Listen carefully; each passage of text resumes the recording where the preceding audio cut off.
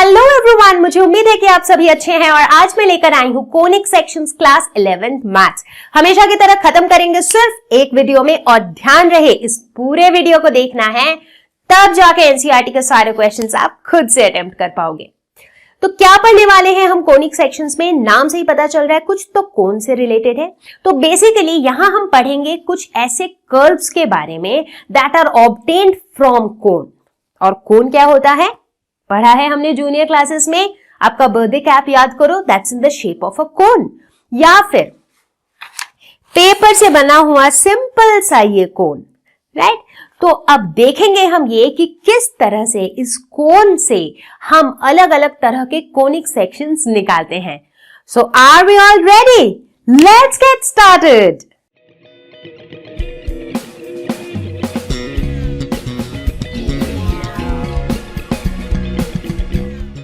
Maths पढ़ रहे हैं तो थोड़े से मैथमेटिकल वे में समझेंगे। हम यहां पे पहले तो समझेंगे एक डबल नैप्ड राइट सर्कुलर कोन। अब आप बोलोगे कि मैम ये भारी भरकम नाम कहां से आ गया, अभी तक तो कोन की बात चल रही थी।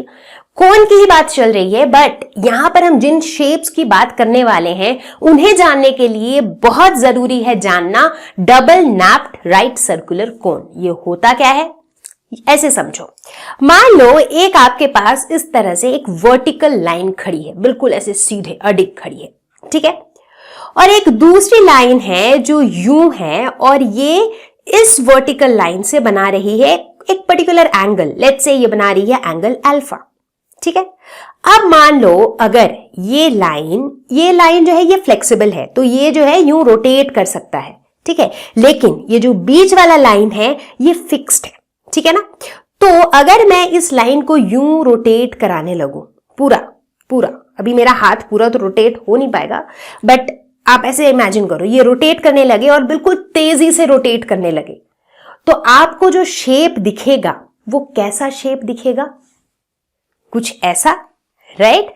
तो इस शेप के अंदर क्या है? इस शेप के अंदर दो बर्थडे कैप्स हैं। जो ऊपर वाला है वो यूं है और जो नीचे वाला है वो यूं उल्टे स्टाइल में है, right. And this is what we call a double napped right circular cone, ठीक है। ये नाम कहां से आया? ये जो आप ऊपर का ये हिस्सा देख रहे हो इसे हम कहते हैं नैप। तो ऊपर वाले हिस्से को हम कहते हैं अपर नैप, नीचे वाले हिस्से को हम कहते हैं लोअर नैप, ठीक है। तो इसीलिए इसका नाम पड़ा double napped right circular cone, ठीक है। अच्छा, इस शेप को पाने के लिए एक चीज बहुत इंपॉर्टेंट है। ये जो हम रोटेशन की बात कर रहे थे, तो ये जो हम रोटेशन की बात कर रहे थे, इस रोटेशन में ये जो एंगल अल्फा था इसका थ्रू आउट रोटेशन सेम रहना जरूरी है। भाई पता चला एंगल अल्फा से स्टार्ट किया, रोटेट करते टाइम ऐसे यूं यूं यूं घूम गए, तब आपको ये शेप नहीं मिलेगा। ये शेप आपको तभी मिलेगा जब आप इसको एग्जैक्टली एंगल अल्फा पे रख के ही बस यूं रोटेट करते रहोगे, ठीक है। तो इस तरह से बनता है हमारा डबल नैप्ड राइट सर्कुलर कोन। अब अगला सवाल कि ये इस डबल नैप्ड राइट सर्कुलर कोन से हमें इतने कोनिक सेक्शंस कैसे मिलते हैं देखेंगे उसको भी, बट उससे पहले कुछ टर्मिनोलॉजीज जान लेते हैं। अगर आप इस पिक्चर को ध्यान से देखो तो इसके अंदर कुछ टर्म्स हैं जो आपको पता होने चाहिए। सबसे पहला, ये जो एक्सिस था जो बीच में बिल्कुल अडिग खड़ा था, जिसके अराउंड सारी रोटेशन हो रही थी, इसे हम कहते हैं एक्सिस ऑफ द कोन, ठीक है। ये वाली जो लाइन थी जो यूं यूं यूं यूं रोटेट कर रही थी, इसे हम क्या कहते हैं? इसे हम कहते हैं जनरेटर। ये कहां से आ गया जनरेटर? वेल, इसे आप याद रखने के लिए ऐसे याद रख सकते हो क्योंकि इसके रोटेशन की वजह से ही ये शेप जनरेट हो रहा है, तो इसलिए आप इसे जनरेटर कह सकते हो, ठीक है। अच्छा, अब ये जो अपर नैप और लोअर नैप है, इन दोनों के बीच का जो पॉइंट है, जिस पॉइंट पे ये दोनों ज्वाइंट है, उस पॉइंट को हम कहते हैं वर्टेक्स, ठीक है। तो ये कुछ टर्म्स हैं जो आपको पता होने चाहिए क्योंकि हम उन्हें यूज करते रहेंगे बहुत फ्रीक्वेंटली। यहां तक क्लियर है? अब सबसे इंपॉर्टेंट सवाल कि भाई अब इस कोन से हमें इतने अलग अलग शेप्स कहां से मिल रहे हैं। तो पहले ये जानते हैं कि हम कौन से शेप्स की बात करने वाले हैं। तो यहां पर हम 4 कोनिक सेक्शंस की बात करेंगे: सर्कल, पैराबोला, एलिप्स और हाइपरबोला। अब आप सोच रहे होंगे कि ये चारों तो कितने डिफरेंट है, तो ये एक ही कोन से इतने अलग अलग शेप्स कैसे आएंगे? तो बेसिकली ये जो कोनिक सेक्शंस हैं ये जनरेट तब होते हैं जब इस कोन को एक प्लेन इंटरसेक्ट करता है। समझ आया? नहीं आया? चलो एक एग्जाम्पल लेते हैं। मान लो ये मेरा डबल नैप्ड राइट सर्कुलर कोन है। एग्जैक्टली ये है तो नहीं, बट ये बेसिकली सैंड ग्लास है जो कुछ कुछ उस शेप का है। एग्जैक्टली उस शेप का नहीं है, बट सिर्फ आपको समझाने के लिए मैं इसका एग्जाम्पल ले रही हूं। तो मान लो ये कुछ उस तरह का शेप का है, ठीक है। और मान लो एक प्लेन है। प्लेन के लिए आप इमेजिन कर सकते हो एक one piece of paper. Plane क्या होता है? वो 2 डायमेंशनल होता है। जो पेपर है उसकी भी हाइट बहुत नेग्लिजिबल होती है, तो we can consider it 2 dimensional. तो मान लो ये जो मेरा कोन है, इस कोन को अगर एक प्लेन आए और यूं इंटरसेक्ट कर दे, यूं काट दे इसे, तो हमें जो सेक्शन मिलेगा उसे हम कहते हैं कोनिक सेक्शन। समझ आया? इसे मैं रिलेट करा सकती हूं। जब आप मे बी बायो के प्रैक्टिकल वगैरह के लिए जाते थे तो कई बार होता था ना, क्रॉस सेक्शन निकालो किसी चीज का। क्रॉस सेक्शन कैसे निकालते हैं साइंस के प्रैक्टिकल वगैरह करने के टाइम पे? कोई भी सामान दिया है उसे काटो, काटने के बाद जो सरफेस मिलता है ना, that's the cross section, right? ठीक उसी तरीके से इसको समझने के लिए ऐसे इमेजिन करो कि ये मेरा कोन है। कोन को अगर एक पीस ऑफ पेपर ने यूं काट दिया तो जो शेप मुझे मिलेगा वहां पे, that is the conic section. अब सोचने वाली बात यह है कि यही मेरा कोन है और हमेशा उसको एक प्लेन ही इंटरसेक्ट करेगा, तो इतनी वैरायटी के अलग अलग शेप्स कैसे जनरेट होंगे? तो कौन सा वाला कर्व हमें मिलेगा ये डिपेंड करता है कि ये जो प्लेन है ये इस कोन को किस एंगल में इंटरसेक्ट करती है। इसका ओरिएंटेशन क्या है? ये इसे यूं इंटरसेक्ट करती है, इसे यूं इंटरसेक्ट करती है, यूं इंटरसेक्ट करती है। उस पर डिपेंड करता है कि हमें किस तरह का कोनिक सेक्शन मिलेगा। क्लियर है यहां तक? तो चलो सबसे पहले देखते हैं कि क्या होगा अगर इस कोन को एक प्लेन इंटरसेक्ट करे एट 90 डिग्री। एक और जरूरी बात कि ये जो एंगल है ये हमेशा हम मेजर करते हैं with respect to the axis of the cone. Axis कैसा है? वर्टिकल, ठीक है। अगर मैं कहती हूं कि मेरा जो प्लेन है वो इसे इंटरसेक्ट करता है एट 90 डिग्री, यानी कि वो यूं जा रहा है और एक्सिस ऐसे है, तो दोनों के बीच में क्या है? 90 डिग्री है। अब इमेजिन करो, बिल्कुल अच्छे से इमेजिन करो, वैसे बगल में आपको दिख भी रही है पिक्चर जिससे बिल्कुल आपका कॉन्सेप्ट क्लियर होगा। तो प्लेन इसे यूं काटती हुई चली गई, तो जब काटती हुई चली गई तो क्या सरफेस बना? सर्कल। एग्जैक्टली। तो इस तरह से बनता है सर्कल। तो सर्कल हमें कब मिलता है? जब एंगल जो है that the plane makes with the axis of the cone is 90 degree. इस एंगल को हम डिनोट करते हैं बीटा से, क्योंकि बार बार ये बोलना पड़ता है ना ये कौन से एंगल की हम बात कर रहे हैं, तो इस एंगल को हम डिनोट करेंगे बीटा से। तो यहां पे 2 एंगल्स इंपॉर्टेंट है। एक तो है अल्फा। अल्फा कौन सा एंगल है? जो ये जनरेटर बनाता है, ये कोन के शेप को लाने के लिए जो जनरेटर का जो रोटेट करने का एंगल था, दैट इज अल्फा। तो अल्फा को भी हम मेजर तो करते हैं एक्सिस के रिस्पेक्ट में ही, राइट। और बीटा क्या है?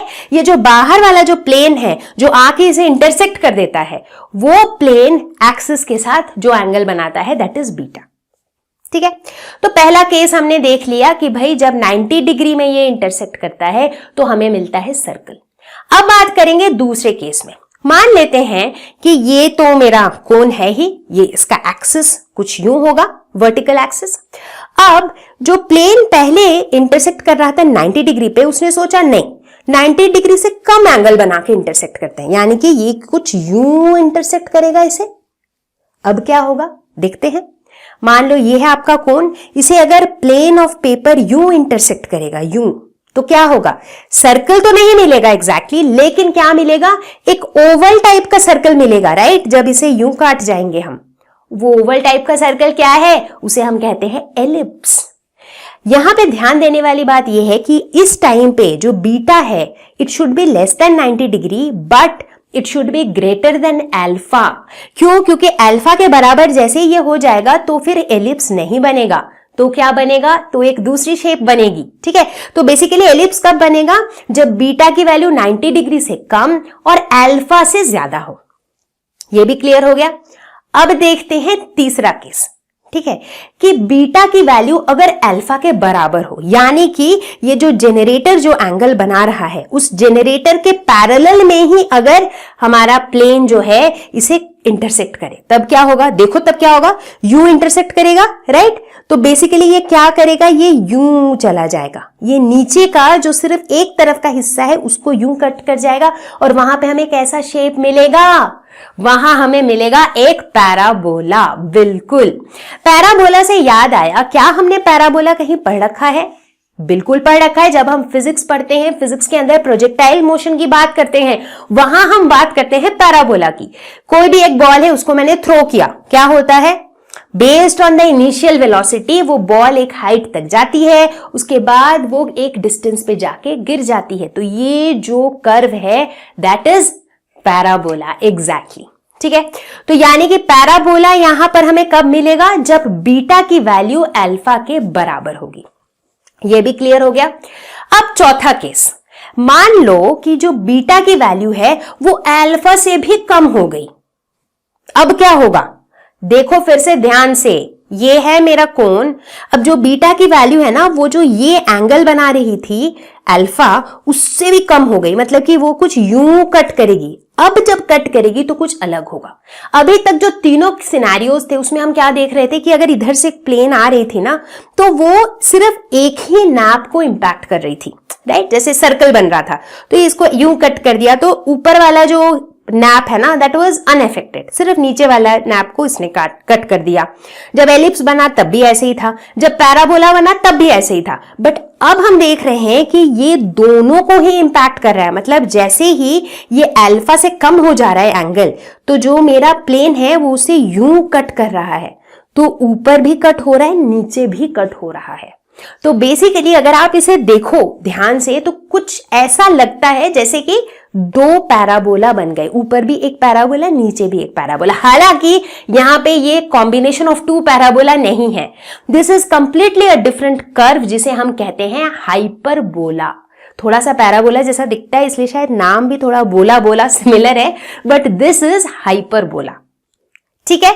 तो अब सबको समझ में आ गया कि किस तरह से depending on the value of beta, यानी कि depending on the angle with which the plane intersects the cone, हमें अलग अलग शेप्स मिलती हैं, ठीक है। तो शुरुआत करते हैं सर्कल से। सर्कल क्या होता है, circle is a combination of points such that हर एक पॉइंट जो है उसका डिस्टेंस एक फिक्स्ड पॉइंट से कांस्टेंट है। मतलब कहीं पर कोई एक फिक्स्ड पॉइंट है जहां से इन सारे पॉइंट्स का जो डिस्टेंस है दैट इज सेम, ठीक है। अब सर्कल तो आप सबको पता ही है, तो आप समझ ही गए हो कि मैं कहना क्या चाह रही हूं। और ये जो फिक्स्ड पॉइंट है इसे हम क्या कहते हैं, सेंटर ऑफ द सर्कल, ठीक है। और ये जो कांस्टेंट डिस्टेंस जो है, यानी कि सेंटर से सर्कल के ऊपर किसी भी पॉइंट को ले लो, सबका डिस्टेंस बराबर है, और इस डिस्टेंस को हम क्या कहते हैं, रेडियस, ठीक है। तो अब बात करते हैं इक्वेशन ऑफ अ सर्कल की। इक्वेशन क्या बताता है, इक्वेशन ये बताता है कि जो भी पॉइंट उस सर्कल में लाई करता है वो सारे point equation of the circle को सेटिस्फाई करेगा। हमने स्ट्रेट लाइंस में ये कॉन्सेप्ट ऑलरेडी पढ़ा था कि जो पॉइंट्स उसमें लाई करते हैं, उस कर्व में लाई करते हैं, उन्हें एक आइडेंटिटी कार्ड चाहिए भाई कि मैं सर्कल पे लाई करता हूं और मैं सर्कल पे नहीं लाई करता हूं। तो जो भी पॉइंट्स इक्वेशन को सेटिस्फाई करेंगे वो सर्कल में लाई करते हैं, जो उस इक्वेशन को सेटिस्फाई नहीं करेंगे वो पॉइंट सर्कल में लाई नहीं करते हैं, राइट। अब चूंकि हम कोऑर्डिनेट ज्योमेट्री के टर्म्स में बात कर रहे हैं तो हम हर चीज को कोऑर्डिनेट्स के टर्म में बात करेंगे। तो देखते हैं इक्वेशन ऑफ द सर्कल क्या होता है, ठीक है। डेरिवेशंस के ओर हम नहीं जाएंगे, हम सिर्फ कॉन्सेप्ट को समझेंगे और इसे यूज कैसे करते हैं उसे समझेंगे, ठीक है। तो इक्वेशन ऑफ द सर्कल क्या होता है, अगर हम मान लेते हैं कि सर्कल का सेंटर जो है उसके कोऑर्डिनेट्स हैं h, k, मतलब x और y कोऑर्डिनेट है, ठीक है। मान लो सर्कल के ऊपर हम कोई भी एक जनरल पॉइंट एज्यूम करते हैं P जिसका कोऑर्डिनेट है x, y। तो इक्वेशन ऑफ द सर्कल हो जाएगा x minus h whole square plus y minus k whole square is equal to r square, where r is the radius of the circle. तो अब कुछ questions देखते हैं circle के इस कॉन्सेप्ट पे। तो पहला क्वेश्चन देखते हैं, find the equation of the circle passing through the points 4, 1 and 6, 5 and whose centre is on the line 4x plus y is equal to 16। ठीक है, तो हमें क्या फाइंड आउट करना है, सर्कल का इक्वेशन। तो लेट अस एज्यूम कि लेट अस सपोज कि जो इक्वेशन ऑफ सर्कल है वो क्या है, जो जनरल फॉर्म है वही लिख देते हैं, x माइनस एच का whole square plus y minus k का whole square is equal to r square. ठीक है, तो ये हमें पता है, ये सर्कल का इक्वेशन है। अच्छा, अब इस क्वेश्चन के अंदर इक्वेशन निकालने के लिए हमें क्या निकालना होगा, हमें h की वैल्यू, k की वैल्यू और r की वैल्यू निकालनी होगी। ठीक है, जो भी कुछ दिया हुआ है उसके हेल्प से। अच्छा, क्वेश्चन में सबसे पहली चीज दी हुई है कि ये जो 2 पॉइंट्स हैं, इन दोनों पॉइंट्स से ये सर्कल पास होता है, यानी कि ये दोनों पॉइंट जो है ये सर्कल में लाई करते हैं, यानी कि ये दोनों पॉइंट्स को इस इक्वेशन को सेटिस्फाई करना चाहिए। करेक्ट। सो हम क्या लिख सकते हैं, देयरफॉर जो पहला पॉइंट है 4,1 जो है वो इस इक्वेशन को सेटिस्फाई करना चाहिए। तो x की जगह 4 और y की जगह डाल देंगे 1, तो ये हो जाएगा 4 minus h whole square plus 1 minus k whole square is equal to r square. ये हमें एक रिलेशन मिला। ठीक उसी तरह से अगर दूसरे वाले पॉइंट की बात करेंगे 6,5, तो ये हो जाएगा 6 minus h whole square plus 5 minus k whole square is equal to r square. तो ये हो जाएगा हमारा दूसरा रिलेशन। ठीक है ना। अच्छा, और क्या दिया हुआ है क्वेश्चन में, और क्वेश्चन कह रहा है कि centre lies on the line 4x plus y is equal to 16। Centre क्या है, जो हमने एज्यूम किया है उसके हिसाब से जो हमारा सेंटर है, सेंटर ऑफ द सर्कल क्या है, h, k, राइट। तो यानी कि अब क्वेश्चन के हिसाब से जो h, k है वो जो है 4x plus y is equal to 16 इस लाइन में लाई करता है, यानी कि ये h, k जो है this should satisfy this particular equation. So therefore we can write 4h plus k is equal to 16। ये हो गया हमारा एक तीसरा रिलेशन। ठीक है, अब हमें करना क्या है, देखो सिंपल सी चीज़ है। अब हमारे पास 3 वेरिएबल्स हैं h, k और r, जिनकी वैल्यूज हमें निकालनी है, और हमारे पास 3 इक्वेशंस भी हैं। तो बेसिकली अब हमको एक ही चीज़ करना है और वो है सॉल्व द इक्वेशंस। ऊपर के जो इक्वेशंस हैं उनको हमें सॉल्व करना है, बस इतना ही हमारा काम है। अब सॉल्व कैसे करेंगे, चलो देखते हैं। तो सबसे पहले लेते हैं इक्वेशन 1 एंड 2। फर्स्ट और सेकेंड इक्वेशन से हम क्या कह सकते हैं, दोनों का ही हम देखते हैं कि right hand side is r square, तो इसीलिए हम लिख सकते हैं कि 4 minus h whole square plus 1 minus k whole square is equal to 6 minus h whole square plus 5 minus k whole square.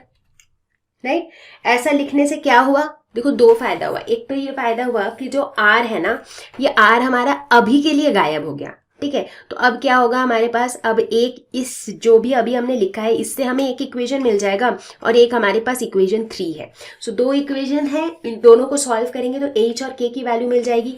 एक बार h और k की वैल्यू मिल जाएगी उसके बाद हम आराम से r की वैल्यू निकाल सकते हैं, है ना। यही हमारा प्लान है। तो अब यहाँ पर क्या करेंगे, ये a minus b whole square है, ये भी a minus b whole square है, तो सबको तोड़ लेंगे और उसके बाद जब इसको सिंप्लीफाई करेंगे तो हमें कुछ इस तरह का एक मिलेगा relation. 17 minus 8h minus 2k is equal to 61 minus 12h minus 10k। अब घबराने की कोई बात नहीं, मैंने कुछ बहुत डिफरेंट नहीं किया है, a minus b whole square में तोड़ा है तो a स्क्वायर यानी कि 16 plus h square minus 2 into 4 into h, उसी तरह 1 square plus k square minus 2 into 1 into k, इस तरह से दोनों साइड किया है। तो काफ़ी सारे टर्म्स जो हैं वो कैंसल आउट हो चुके हैं। ठीक है, तो यहाँ से हमें मिलेगा h plus 2k is equal to 11। ठीक है, इसको जब सॉल्व करोगे तो आपको ये एक इक्वेशन मिलेगा जिसे हम लिख देते हैं इक्वेशन 4। ठीक है, अब देखो हमारे पास क्या है, एक हमारे पास इक्वेशन 3 है और एक हमारे पास इक्वेशन 4 है, जो दोनों लीनियर इक्वेशन है इन 2 वेरिएबल्स। हम आराम से इन्हें सॉल्व कर सकते हैं, है ना। तो चलो इस साइड करते हैं कैलकुलेशन इसकी। तो अब हम कहेंगे कि फ्रॉम इक्वेशन 3 एंड 4, ठीक है, इन दोनों इक्वेशन को अगर हम सॉल्व करें तो हम क्या देखते हैं, पहला इक्वेशन है 4, मतलब थर्ड इक्वेशन जो है वो है 4h plus k is equal to 16। तो ये जो सेकेंड वाला इक्वेशन है इस पूरे इक्वेशन को हम मल्टीप्लाई कर देते हैं 4 से, उसके बाद जो है दोनों इक्वेशन को कर देते हैं सब्ट्रैक्ट। तो ऐसा करेंगे तो क्या होगा, ये h वाला टर्म जो है ये कैंसिल हो जाएगा। राइट, क्योंकि ये 4h हो जाएगा, ये भी 4h हो जाएगा। अब ये हो जाएगा -8k प्लस k, तो ये क्या हो जाएगा -7k इज इक्वल टू, इधर क्या हो जाएगा, तो ये हो जाएगा -28। तो k इज इक्वल टू क्या हो जाएगा, ये माइनस माइनस कैंसिल हो जाएगा, 7 4 28, सो k की वैल्यू आ गई 4। तो h की वैल्यू क्या आएगी, हम ये इक्वेशन 3 या 4 में से किसी का भी हेल्प ले सकते हैं। मान लो हम इक्वेशन 4 की हेल्प लेते हैं, ठीक है। तो h की वैल्यू क्या होगी, 11 - 2k, तो ये हो जाएगा 11 - 2 × 4, दिस इज इक्वल टू 3। तो h की वैल्यू आ गई 3, k की वैल्यू आ गई 4, दोनों की वैल्यू आ गई। तो अब फ्रॉम इक्वेशन 1 हम r की वैल्यू निकाल लेंगे इस पहले इक्वेशन से, ठीक है। इक्वेशन 1 के हिसाब से 4 - h का होल स्क्वायर, सो 4 - 3 का होल स्क्वायर प्लस 1 - k का whole square is equal to r square, ठीक है। सो इससे हमें क्या मिलता है, r की वैल्यू हमें मिलती है √10, तो r भी मिल गया। अब तीनों वैल्यूज मिल गई तो इक्वेशन ऑफ द सर्कल हम लिख सकते हैं, बिल्कुल आराम से लिख सकते हैं। ये हमने जो एज्यूम किया था स्टार्टिंग में, तो ये हो जाएगा x - 3 whole square plus y - 4 whole square is equal to √10 whole square which is 10, ठीक है। तो ये हो जाएगा इक्वेशन ऑफ द सर्कल।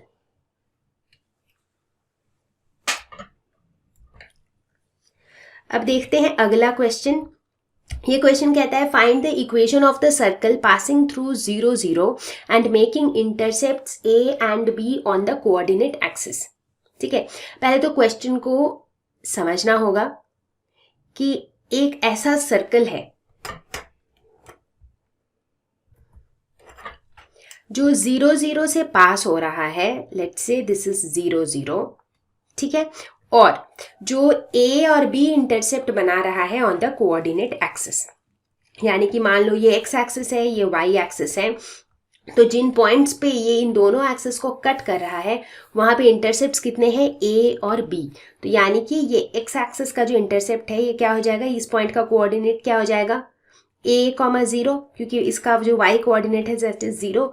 उसी तरह इस पॉइंट का कोऑर्डिनेट क्या हो जाएगा 0, b, क्योंकि इसका जो x कोऑर्डिनेट है that is 0 but y coordinate is b, ठीक है। तो इस क्वेश्चन के लिए डायग्राम को पहले समझना बहुत इंपॉर्टेंट है। एक बार ये समझ जाओगे तो सब आसान हो जाएगा। तो यहाँ पर भी आप एज्यूम करो कि let the equation of the circle be x - h whole square plus y - k whole square is equal to r square. और यहाँ भी हमें क्या करना है, हमें h, k और r की वैल्यू निकालनी है, ठीक है। चलो बढ़िया है। अब देखते हैं कि क्वेश्चन में क्या दिया हुआ है। पहला क्वेश्चन में ये दिया हुआ है कि ये जो सर्कल है इट पासेस थ्रू 0, 0, यानी कि ये जो पॉइंट है this should satisfy this above equation, right. तो यानी कि 0 - h whole square plus 0 - k whole square should be equal to r square. तो यहाँ से हमें क्या मिलता है कि h square plus k square is equal to r square, ठीक है। लेट अस सपोज इसको हमने एक नाम दे दिया a, इस इक्वेशन का हमने नाम दे दिया, ठीक है। अच्छा, और क्वेश्चन में क्या दिया हुआ है कि ये जो है ये इंटरसेप्ट्स बनाती हैं। तो ये इंटरसेप्ट बनाती हैं, ये बोलने का मतलब ये है कि बेसिकली ये जो सर्कल है it also passes through these 2 points, that means it also passes through a, 0 and 0, b, है ना। तो अब इस लॉजिक से ये जो दोनों पॉइंट हैं they should also satisfy the equation of the circle, है ना। तो चलो देखते हैं ये दोनों कैसे सेटिस्फाई करेंगे। a, 0 की अगर बात करें तो ये हो जाएगा a - h whole square plus 0 - k whole square is equal to r square,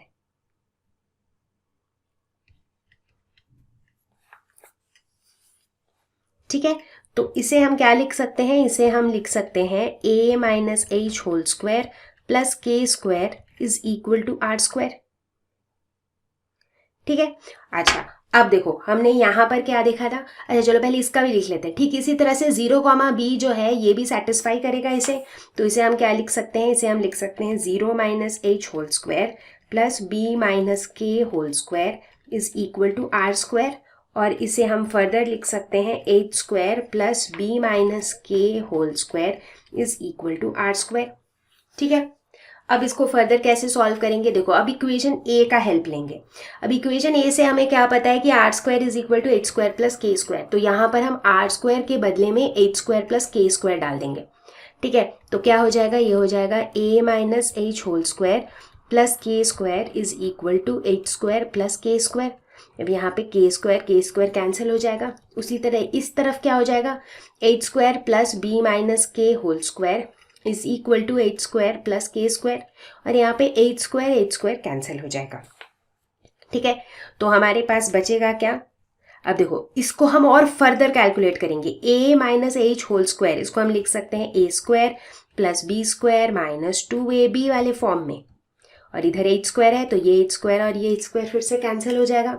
उसी तरह इधर भी सॉल्व करेंगे, b minus k whole square को लिखेंगे b square plus k square minus 2bk is equal to k square, यहाँ k square cancel हो जाएगा, है ना। तो यहाँ पर अब हमें क्या मिल रहा है, इधर हो जाएगा a square is equal to 2ah, ये a और इधर का एक a कैंसिल हो जाएगा, तो यहाँ पे हमें क्या मिलेगा, h is equal to a/2।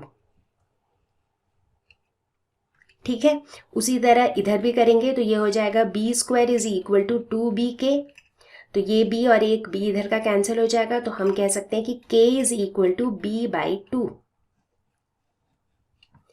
तो यानी कि अभी तक हमने क्या निकाल लिया, अभी तक हमने h का और k का वैल्यू तो निकाल लिया, ये दोनों हमने कर लिया। और एक बार h और k निकल गए तो क्या r निकालना मुश्किल है, बिल्कुल भी नहीं है, क्योंकि इस इक्वेशन a से हम r की वैल्यू निकाल लेंगे। तो अब r स्क्वायर क्या हो जाएगा, h स्क्वायर यानी कि a²/4 प्लस k स्क्वायर यानी कि b²/4, तो ये हो जाएगी r स्क्वायर की वैल्यू। ठीक है, तो अब हमें h, k, r सबकी वैल्यू मिल चुकी है, तो अब हम आराम से इक्वेशन लिख सकते हैं। तो चलो लिखते हैं फिर इक्वेशन को। तो इस तरफ थोड़ा जगह बनाते हैं और लिखते हैं हम इक्वेशन ऑफ द सर्कल। तो इक्वेशन क्या हो जाएगा, x माइनस एच का होल स्क्वायर यानी कि x माइनस a/2 का whole square plus y minus k का whole square y minus b/2 का whole square is equal to r square. R square को हम लिख सकते हैं a² प्लस b²/4। ठीक है, इसको थोड़ा सा और सिंप्लीफाई करने के लिए हम इसे फर्दर ब्रेक कर सकते हैं, as in a minus b whole square के फॉर्म में, इसको भी a minus b whole square के फॉर्म में। तो ये हो जाएगा a² plus b² minus 2 into x into a/2, तो ये हो जाएगा minus 2ax plus y² plus b²/4 minus 2 into y into b/2, तो यानी कि ये हो जाएगा माइनस yb। चलिए यहाँ पर ये 2 नहीं रहेगा, 2 और 1/2 कैंसिल हो जाएगा, right. So this is equal to a²/4 plus b²/4। तो अब ये a²/4 b²/4 जो है ये दोनों साइड से कैंसिल हो जाएगा, तो हमारा फाइनल इक्वेशन क्या बनेगा, x² plus y² minus ax minus by is equal to 0। तो ये हो जाएगा equation of the circle. Okay, so let us now talk about parabola. A parabola is a set of all points in a plane that are equidistant from a fixed line and a fixed point not on the line in the plane. तो basically parabola जो है ऐसे points का combination है सच that हर एक point, जैसे ये मेरा पैराबोला है, ये जो कर्व आप देख रहे हो, तो इस पैराबोला में लाई करने वाला हर एक पॉइंट जो है वो एक फिक्स्ड लाइन से और एक फिक्स्ड पॉइंट से इक्वल डिस्टेंस पे है। तो वो फिक्स्ड लाइन को जो है उसको हमने एक नाम दे रखा है जिसे हम कहते हैं डायरेक्ट्रिक्स। तो ये मेरा फिक्स्ड लाइन है और ये जो फिक्स्ड पॉइंट है उसे हम कहते हैं फोकस। तो बेसिकली आप ये देखोगे कि इस पैराबोला में लाई करने वाला कोई भी पॉइंट, जैसे यहाँ पर दिखाया गया है P1, P2, P3, 3 पॉइंट्स दिखाए गए हैं। ये जो तीनों पॉइंट्स हैं वो इस लाइन से और इस पॉइंट से इक्वल डिस्टेंस में है। तो basically P1 B1 is equal to P1F, उसी तरीके से P2 B2 is equal to P2F, उसी तरह से P3 B3 is equal to P3F। ठीक है, तो लॉजिक समझ में आ गया। मतलब पैराबोला के ऊपर लाई करने वाला हर एक पॉइंट जो है वो डायरेक्ट्रिक्स से और फोकस से बराबर डिस्टेंस में होता है। ठीक है। अब कुछ टर्म्स जो हमें पता होने चाहिए एक पैराबोला में, जैसे कि एक डायरेक्ट्रिक्स तो मैंने ऑलरेडी बता ही दिया कि ये जो जिस लाइन की हम बात कर रहे हैं जहाँ से वो इक्वल डिस्टेंस पे है, that fixed line is directrix, और ये जो फिक्स्ड पॉइंट है दैट इज फोकस। ठीक है। अच्छा, ये वाला जो पॉइंट है जहाँ पर जो पैराबोला है ये इस एक्सिस को इंटरसेक्ट करता है, उसे हम कहते हैं वर्टेक्स। और एक्सिस क्या है? एक्सिस ये है जो डायरेक्ट्रिक्स के परपेंडिकुलर है और इस पैराबोला के बीचों बीच पार हो रहा है, दैट इज एक्सिस। ठीक है। तो एक्सिस के जिस्ट पॉइंट पे पैराबोला जो है उसे कट करता है, दैट इज कॉल्ड वर्टेक्स। ठीक है। तो ये 4 टर्म्स हैं जो आपको पता होने चाहिए पैराबोला में। अब देखेंगे इक्वेशन ऑफ अ पैराबोला हम कैसे लिखते हैं। तो यहां पर मैं पहले ही एक डिस्क्लेमर दे देती हूं कि पैराबोला का इक्वेशन जो है ये सिंपलेस्ट तब होता है जब पैराबोला का जो वर्टेक्स है that lies on the origin और इसका जो डायरेक्ट्रिक्स है that is along the x axis और वाई एक्सिस। ठीक है। अब अगर ऐसा ना हो, मान लो उसका वर्टेक्स ओरिजिन पे ना हो या फिर अगर उसका डायरेक्ट्रिक्स एक्स या वाई एक्सिस के अलोंग ना हो, तभी भी पॉसिबल है, but then the equations become complicated. तो फिलहाल इस लेवल पर हम सिर्फ इस सिंपल वाले सिनेरियो को ही पढ़ेंगे, सिर्फ सिंपल वाले सिनेरियो को डिस्कस करेंगे। हालांकि इस सिंपल सिनेरियो में भी देखो 4 पॉसिबल ओरिएंटेशंस पॉसिबल हैं। एक पॉसिबिलिटी है कि भाई पैराबोला जो है वो पॉजिटिव एक्स की तरफ खुले, एक में नेगेटिव एक्स की तरफ, एक में पॉजिटिव वाई और एक में नेगेटिव वाई की तरफ, है ना। तो चलो फटाफट से देखते हैं कि किस तरह से हम इन पैराबोलाज की इक्वेशन को लिखते हैं। तो अब हम देखते हैं इक्वेशन ऑफ पैराबोला। अब यहाँ पे एक इंटरेस्टिंग चीज है कि पैराबोला की ओरिएंटेशन जैसे जैसे चेंज हो जाती है उसकी इक्वेशन भी चेंज हो जाती है। फॉर एग्जाम्पल, अभी जो पैराबोला आप स्क्रीन पे देख रहे हो, इस पैराबोला का इक्वेशन है y² is equal to 4ax। ठीक है। तो हमें मतलब हम ये देखेंगे कि ये जो अलग अलग फॉर्म्स होते हैं ना पैराबोला के, कैसे हम याद रखेंगे कि किसका इक्वेशन कौन सा है, तो उसके हम कुछ टिप्स शेयर करेंगे। ठीक है। तो ऐसे याद रखना है कि जब भी इक्वेशन मेरा इस फॉर्म में हो कि y² इज इक्वल टू, मतलब अगर लेफ्ट हैंड साइड में y² है, इसका मतलब है कि जो मेरा पैराबोला है वो एक्स एक्सिस की तरफ ओपन हो रहा है। ओपन मतलब इसका जो मुंह खुल रहा है ना, देखो पैराबोला कैसा लग रहा है, इसको अगर आप इमेजिन करोगे ना जैसे शार्क का मुंह खुलता है, उसी तरह का कुछ इमेजिनेशन आप कर सकते हो। तो अगर y² है लेफ्ट हैंड साइड में, इसका मतलब पैराबोला का मुंह खुलेगा किधर? एक्स एक्सिस की तरफ। और अगर ये प्लस है, जैसे कि यहाँ पर क्या है, y² is equal two plus 4ax, यानी कि ये पॉजिटिव एक्स एक्सिस की तरफ खुलेगा। ठीक है। यही अगर y² is equal to minus 4ax होगा तो क्या होगा? चूंकि इधर y² है तो ये खुलेगा तो एक्स एक्सिस की तरफ, लेकिन चूंकि माइनस है तो इसीलिए ये नेगेटिव एक्स एक्सिस की तरफ खुलेगा। तो देखो ये कुछ यूं हो जाएगा। ठीक है। तो इससे क्या पता चल रहा है कि पैराबोला जैसे जैसे इसके अलग ओरिएंटेशंस होंगे, इनके जो इक्वेशन है वो भी चेंज हो जाएंगे। एक और चीज़ ध्यान रखना है कि जो डायरेक्ट्रिक्स की प्लेसमेंट होती है वो हमेशा पैराबोला के पीछे होती है। व्हाट इज पीछे?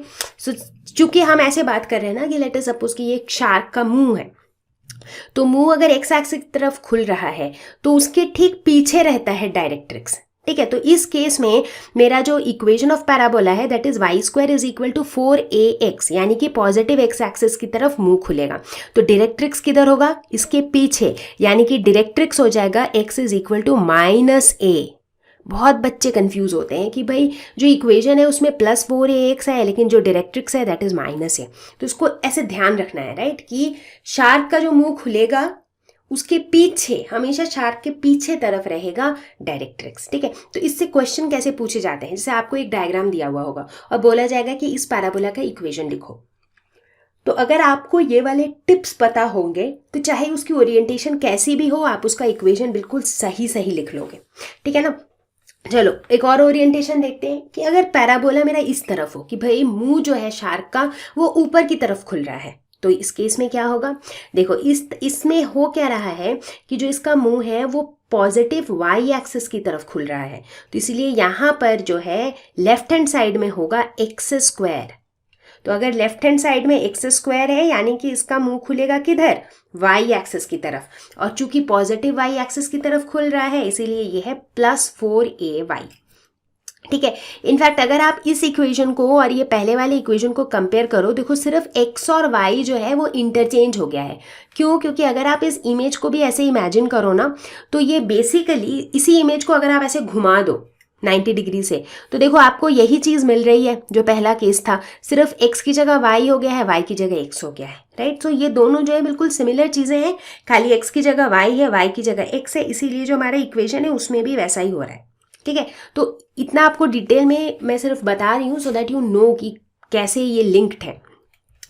अब इसी तरह से अगर इस चौथे ओरिएंटेशन की बात करें तो यहाँ पर क्या हो रहा है, शार्क का मुंह किधर खुल रहा है, नेगेटिव वाई एक्सिस, तो यानी कि राइट हैंड साइड पे होगा -4ay, और चूंकि वाई एक्सिस की तरफ मुंह खुल रहा है तो ये हो जाएगा x² लेफ्ट हैंड साइड पे। तो कुल मिला के इक्वेशन बन जाएगा x² = -4ay। ठीक है, सबको क्लियर हो गया ये? क्योंकि ये बहुत इंपॉर्टेंट है, आपको क्वेश्चन में जो है ना इससे रिलेटेड क्वेश्चंस पूछे जाते हैं। तो अभी तक हमारे कुछ ऑब्जर्वेशंस इस तरीके से रहे। पहला तो ये कि अगर पैराबोला का जो इक्वेशन है उसमें अगर y² वाला टर्म है, इसका क्या मतलब होगा?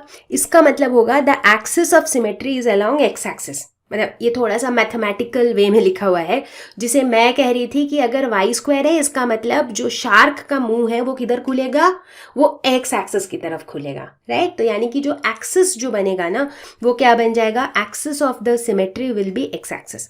उसी तरह if the equation has x² term, इसका मतलब शार्क का मुंह खुलेगा y एक्सिस की तरफ, तो एक्सिस ऑफ सिमेट्री क्या बन जाएगा, y एक्सिस।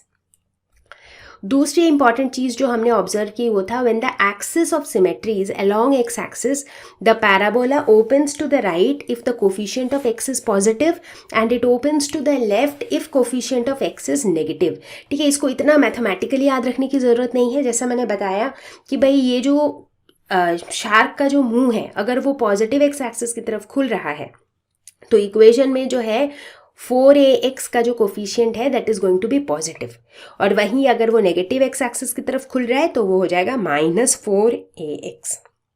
ठीक है ना, तो वो प्लस और माइनस डिपेंड करेगा कि इसका जो मुंह है ये किस तरफ खुल रहा है। ठीक है, तीसरी चीज जो हमने देखा वो था कि when the axis of symmetry is along y axis, जब axis of symmetry y axis के अलोंग होता है, जो तीसरे और चौथे फिगर में दिखाया हुआ है, उस समय it is upwards if the coefficient of y is positive, downwards if the coefficient of y is negative. इसको भी आप बड़ी आसानी से याद रख सकते हो कि भाई जो पॉजिटिव y एक्सिस है वो किस तरफ होता है, वो ऊपर की तरफ ही होता है, जो नेगेटिव y एक्सिस है वो नीचे की तरफ होता है। तो कोफिशिएंट पॉजिटिव होगा तो ऑब्वियसली ऊपर की तरफ खुलेगा, नेगेटिव होगा तो नीचे की तरफ खुलेगा। ठीक है, तो ये बेसिकली वही बातें हैं जो अभी हमने डिस्कस की थी।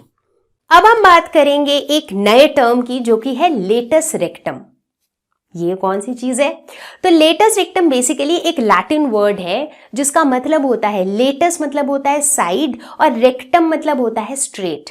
तो हम किसी स्ट्रेट साइड की या स्ट्रेट लाइन की बात कर रहे हैं।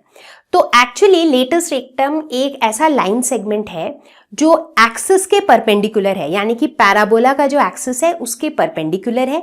ये फोकस से पास होता है और इसके जो एंड पॉइंट्स हैं they lie on the parabola.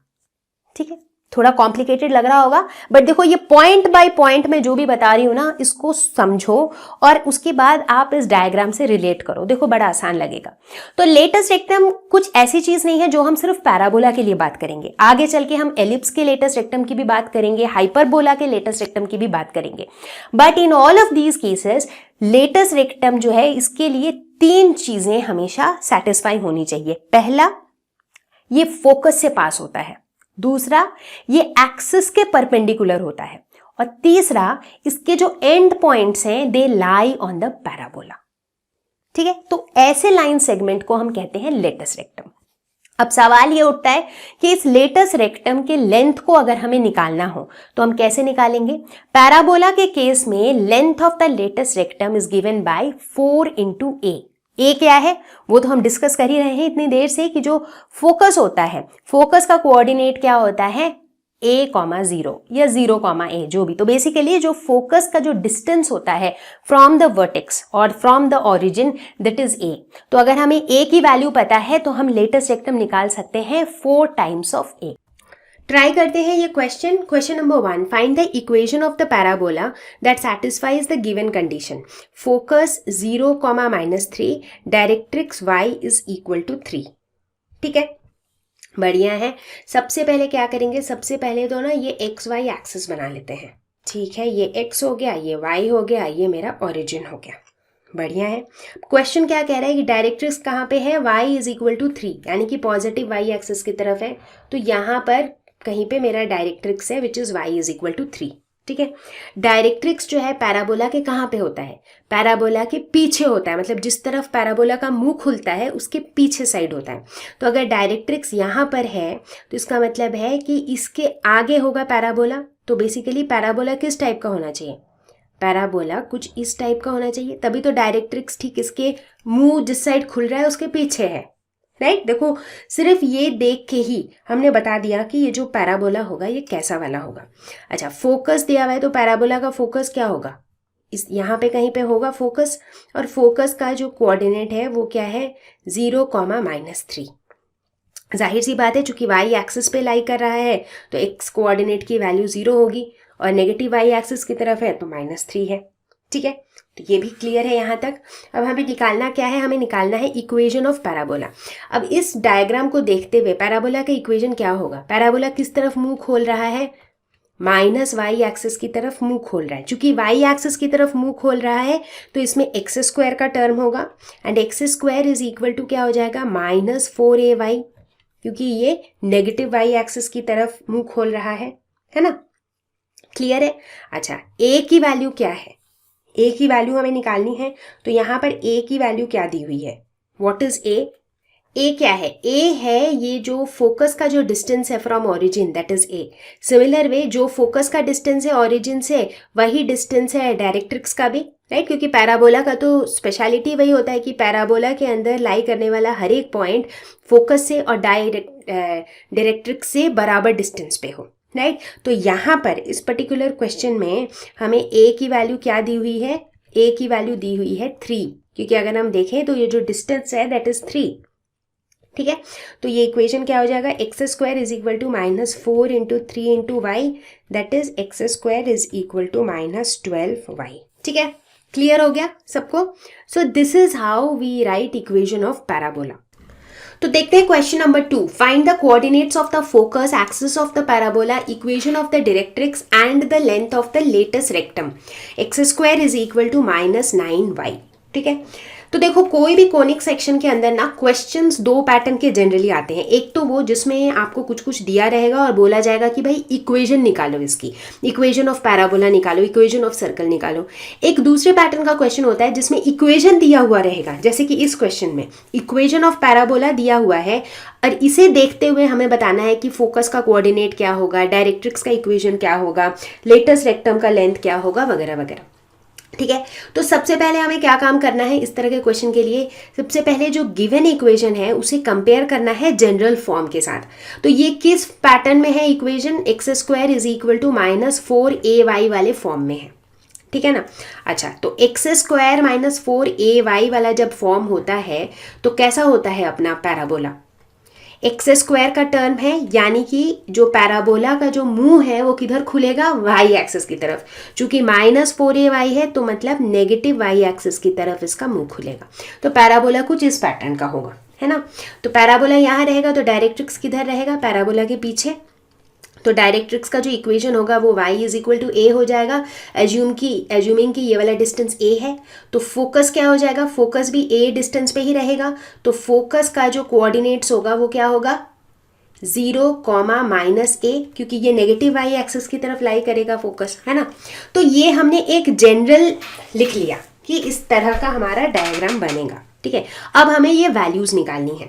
तो सबसे पहले हमें क्या करेंगे, हम ये दोनों गिवन इक्वेशन को जनरल इक्वेशन से अगर कंपेयर करते हैं तो हम क्या देखते हैं कि -9 इज इक्वल टू -4a, यानी कि a इज इक्वल टू 9/4। तो a की जो वैल्यू है दैट इज 9/4। अब a की वैल्यू पता चल गई तो देखो सारे जो सवाल है उसको आप आंसर कर दोगे। पहला सवाल क्या था कि फोकस के कोऑर्डिनेट्स, फोकस का कोऑर्डिनेट क्या होता है 0, -a इस केस में, तो ये हो जाएगा 0, -9/4। ये हो गया फोकस का कोऑर्डिनेट। दूसरा सवाल है axis of the parabola. Parabola का एक्सिस क्या है इस केस में? वाई एक्सिस है ऑब्वियसली, राइट। तो एक्सिस ऑफ द पैराबोला क्या हो जाएगा? वाई एक्सिस, ठीक है। तीसरा सवाल है इक्वेशन ऑफ द डायरेक्ट्रिक्स। अब डायरेक्ट्रिक्स किधर है? हमने बना रखा है डायग्राम में इसके पीछे, तो डायरेक्ट्रिक्स हो जाएगा y इज इक्वल टू 9/4। तो ये तीसरा सवाल भी आंसर हो गया। और चौथा सवाल क्या था? Length of the latus rectum. अब लेटस रेक्टम जो है वो हम कैसे निकालते हैं पैराबोला का? 4a से। तो यहाँ a की वैल्यू है 9/4, तो 4 कैंसिल हो जाएगा, तो लेटस रेक्टम हो जाएगा 9। तो हो गए ना सारे सवालों के जवाब, ठीक है। तो इसका मेन जो ट्रिक था वो क्या था? ये डायग्राम। तो इसीलिए जब कभी भी इस तरह का क्वेश्चन हो जिसमें इक्वेशन दिया हुआ है, सबसे पहले देखो कि ये इक्वेशन किस फॉर्मेट में है और उस फॉर्मेट में पैराबोला कैसा बनता है। एक बार आपने ये बना लिया, उसके बाद बाकी पूरा क्वेश्चन तो बहुत ही टुच्चा है ना। चलो आगे बढ़ते हैं। तो बच्चा पार्टी यहाँ तक सब कुछ समझ आ रहा है?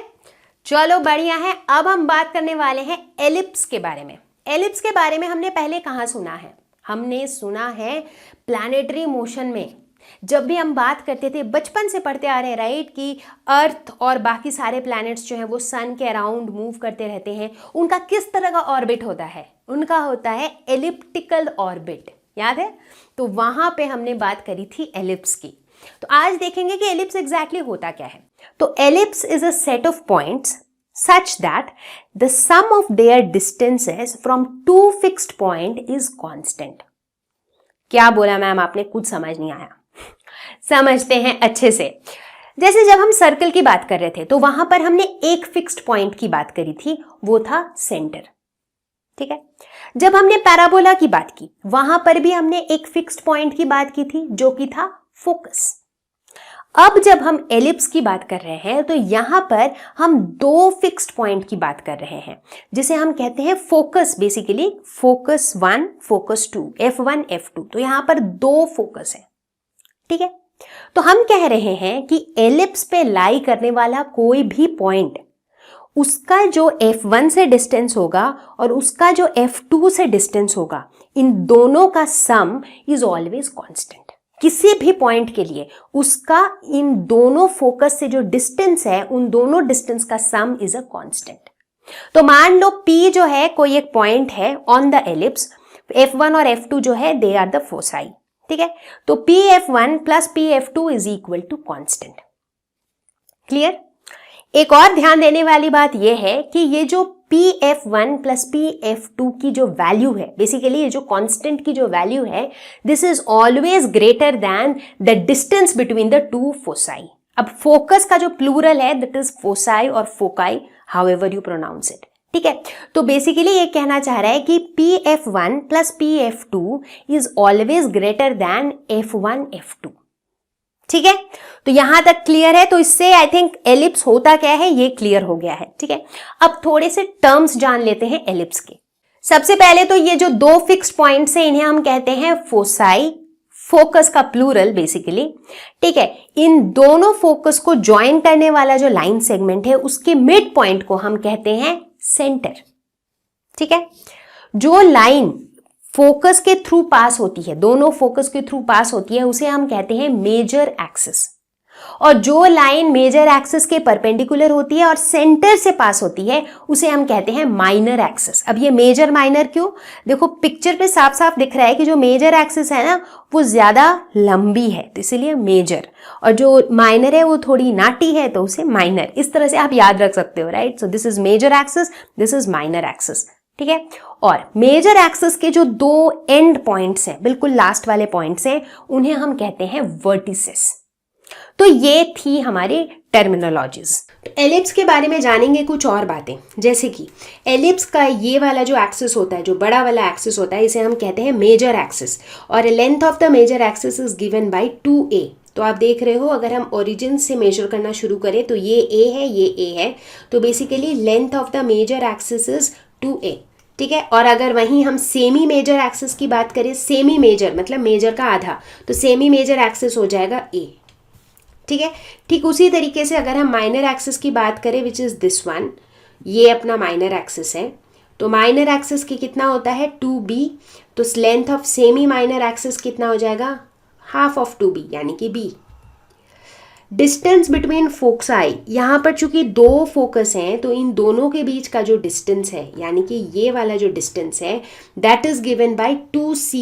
अब आप बोलोगे हर जगह ये 2a 2b 2c का क्या चक्कर है, तो चूंकि यहाँ पर ऑरिजिन है ना, तो चीज़ों को सिंपल रखने के लिए हम सारा मेजरमेंट ऑरिजिन से कर रहे हैं। तो अगर ऑरिजिन से f2c डिस्टेंस पे है, ऑरिजिन से f1c डिस्टेंस पे है, तो मेरे लिए थोड़ा ईजी है, अगर पूरे को c लेंगे तो वो c/2 हो जाएगा, करेक्ट। तो इसीलिए दैट फॉर दैट कन्वीनियंस हमने इन चीज़ों को 2a 2b 2c इस तरह से रखा हुआ है। तो यहाँ बहुत ज़रूरी है कि आपको पता रहे कौन सा डिस्टेंस क्या है, क्योंकि क्वेश्चन सॉल्व करते टाइम बहुत काम आने वाला है, ठीक है। अब ये जो a b c ये जो तीन वैल्यूज़ हैं इनके बीच में एक रिलेशन एग्जिस्ट करता है which is a² is equal to b² plus c², और ये भी आपको बहुत काम आने वाली है, क्योंकि क्वेश्चन में क्या होता है ना, कई बार आपको मेजर एक्सिस दिया रहेगा, कई बार आपको माइनर एक्सिस दिया रहेगा, और कई बार आपको कुछ और वैल्यू दी रहेगी। तो a b c में से कई बार दो वैल्यूज़ दी होती हैं, एक नहीं दी होती हैं, तो उसे आपको पहले निकालना पड़ता है, उसके बाद ही आप एलिप्स के इक्वेशन तक पहुंच पाते हो, right. So this relation is quite important, ठीक है। अब एलिप्स के अंदर कुछ स्पेशल केसेस आते हैं, ठीक है, तो हम देखते हैं वो स्पेशल केसेस कौन से हैं।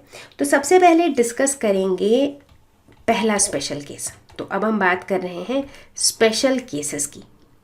तो पहला स्पेशल केस है कि what if c is equal to 0, अगर मान लो c की वैल्यू 0 हो जाए तो क्या होगा, एंड व्हाट इज c की वैल्यू 0 हो गई, इसका मतलब f1 और f2 के बीच में कोई डिस्टेंस ही नहीं है। इसका मतलब क्या हुआ कि f1 और f2 जो है ये मर्ज कर जाएगा एक दूसरे के साथ कुछ इस तरीके से, और जब f1 और f2 मर्ज कर जाएगा तो होगा क्या, मैथमेटिकली अगर आप देखो तो यहाँ पर c की वैल्यू 0 हो जाएगी इस रिलेशन में, तो इस रिलेशन के हिसाब से a² will be equal to b², यानी कि a will be equal to b। तो यानी कि ये जो a है और ये जो b है ये दोनों बराबर हो जाएगा, और जब ये दोनों बराबर हो जाएगा तो ये बन जाएगा एक सर्कल।